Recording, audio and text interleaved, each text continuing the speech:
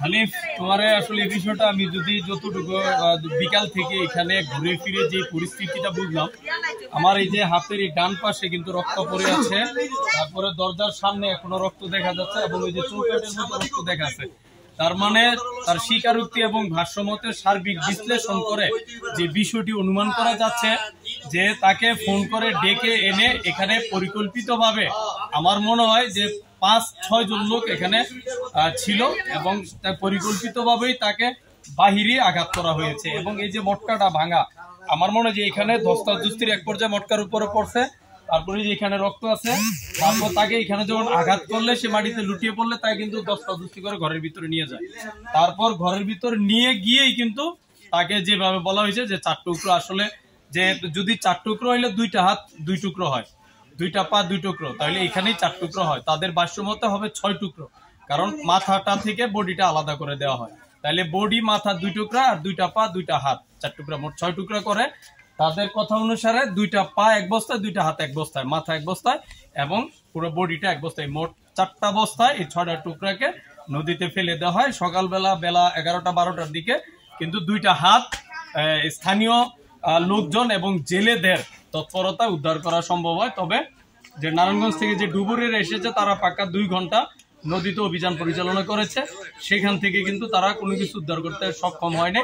তারা ব্যর্থ হয়ে তারা চলে গেছে এবং তারা বলে গেছে যে আসলে এই দেহটা কোন কোন জায়গায় বস্তাগুলো ফেলে দেওয়া হয়েছে, যদি সেই বিষয়টা যদি আমাদেরকে পুলিশ বা তাদেরকে নিয়ে আমাদেরকে দেখাইতো, তাহলে দেখানো স্থানের আশপাশ ঘুরে দেখলে হয়তো আমরা উদ্ধার করতে পারতাম। এবং সাংবাদিকদের প্রশ্নের জবাবে কিন্তু ডুবুরিরা বলেছে যদি পরবর্তীতে প্রশাসন আমাদেরকে নিয়ে আসে, আবারও চেষ্টা করলে আমরা আবারও উদ্ধার অভিযানের জন্য আসবো।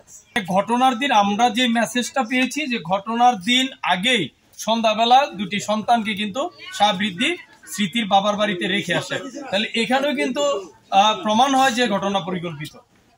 আর এখানে পুলিশকে তারা এখন যেই কথা বলতেছে যে সে এখানে এসে স্মৃতির সাথে জোরাজুরি করার কারণে সে তাকে আঘাত করেছে, আসলে বিষয়টা এমন হওয়ার সুযোগ নাই। কারণ যে যদি এমন হতো তাহলে তার সন্তান এখানে থাকে। প্রেমের জের ধরে এই ঘটনা ঘটতে পারে, আসলে আপনার মতে এই ঘটনাটি কতটা সত্য? আসলে এই বিষয়টা তো টোটালটাই, যেহেতু প্রেম তো গোপন, এটা গোপনে করে, কেউ কাউকে জানাইয়া করে না। তবে এখানের যে সার্বিক তথ্য মতে যে স্মৃতি আক্তারের সাথে যে নজরুল ইসলামের একটা সম্পর্ক ছিল, সেটা তাদের বিয়ের আগে থেকেই, যেহেতু গ্রাম একই গ্রাম ছিল। তারপরে আসলে পরবর্তী সময়ের মধ্যে এই সম্পর্কটা ছিল কিনা বা তাদের মধ্যে আর কোনো আদান প্রদান ছিল কিনা, এই বিষয়টা আসলে মোবাইল কল লিস্টের সূত্র ধরেই পুলিশ প্রশাসন সেটা বের করে নিয়ে আসতে পারবে। আর যেহেতু তাকে এখানে আনা হয়েছে, নিশ্চয়ই এখানে কোনো না কোনো একটা রহস্য রয়েছে। আমাকে কেউ ফোন দিলে কিন্তু আমি আসবো না। সুতরাং নজরুল যেহেতু আসছে, হয় তার উপকারের জন্য আসছে, নয় তার সাথে সম্পর্কে টানে আসছে, যে কোনো না কোনো একটা কারণেই কিন্তু নজরুল এখানে, যেহেতু নজরুল নাই, এই বিষয়টা আসলে আমরা বুঝতে পারবো না। আর পরকীয়া তো হয় বিয়ের পরে সম্পর্ক হইলে, এটা যেহেতু বিয়ের আগে থেকে একই গ্রামের ছেলে মেয়ে ছিল।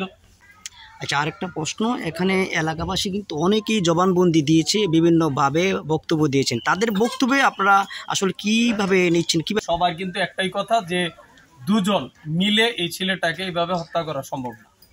এখানে প্রথমত অনুভব করা হচ্ছে যে এটা একটা পরিকল্পিত, দ্বিতীয়ত এখানে আরো একাধিক ব্যক্তি জড়িত। আর আমি যদি আপনাকে আরো বিষয়টি অবগত করি যে এই জায়গাটায় যদি তাকে আঘাত করা হয়, সে চিৎকার দিলে এই ঘর থেকে মানুষ বের হওয়ার কথা, এই ঘর থেকে বের হওয়ার কথা, এই ঘর থেকে বের হওয়ার কথা। সাধারণত এখানে একটা বাচ্চাকে থাবড়া দিলেই কিন্তু আশপাশে সবাই শোনার কথা যে এই চিৎকারটা কেন দিল।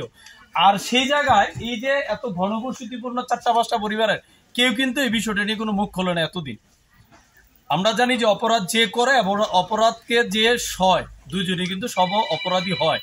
তাহলে আমি চাইবো যে যারা এই ঘটনার সত্যতা জেনে এতদিন চুপ রয়েছে, পুলিশ প্রশাসন তাদেরকে যেন আইনের আওতায় নিয়ে আসে এবং তাদেরকে জিজ্ঞাসা করলে আরো ঘটনার অনেক কিছু বের হয়ে আসবে, প্রথম পয়েন্ট। আর দ্বিতীয় পয়েন্ট হচ্ছে যে ঘটনার 3 দিন বা 4 দিন পরে আজকে আমরা জেনেছি যে ঘরটাকে সুন্দরভাবে পানি দিয়ে ধুয়ে মুছে, আমরা গ্রামের ভাষায় বলি যে ঘরটাকে লেপা রাখছে।